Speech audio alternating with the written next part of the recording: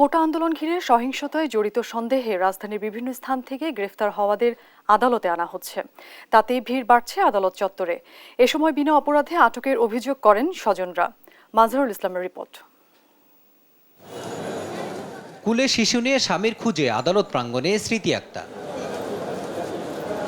গেল 18 জুলাই মগবাজার থেকে প্রশিক্ষণ শেষে নিজ বাসায় ফেরার পথে আন্দোলনকারী সন্দেহে পুলিশের হাতে গ্রেফতার হন স্বামী নূর মোহাম্মদ। স্মৃতি আক্তার অভিযোগ করেন, নির্দোষ স্বামীকে ছাড়াতে থানায় গেলে পুলিশের নির্মম আচরণের শিকার হতে হয়।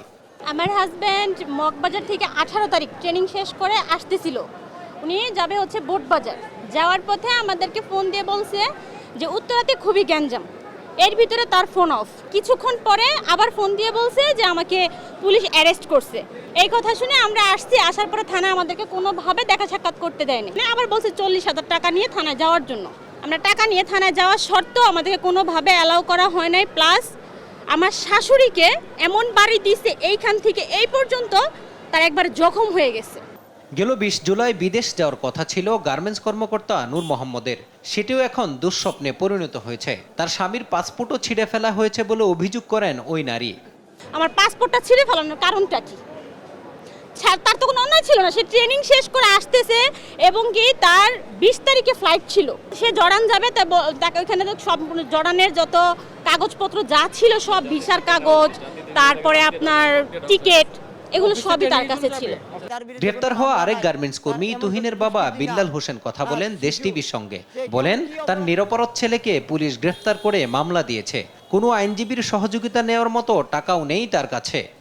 14 বছর আমার ছেলে বাতিল লেগিয়া কর্ম করতে গেছে, এইখান থেকে তুইলা লই আইছে।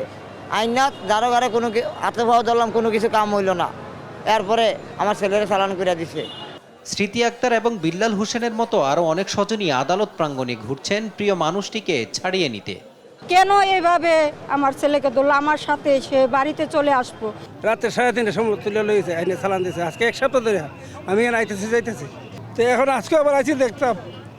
তো এখন আমার কত আমার ছেলেটা তো অটোরে চাকরি করে, এত কোনো রাজি কোনো কিছু না। তো আমার ছেলেটা এই কষ্টটা গেলে আর আমি পাবো হইয়া রাস্তাতে ঘুরতেছি।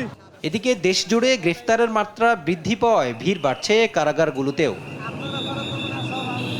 মাজহারুল ইসলাম, দেশ টিভি, ঢাকা।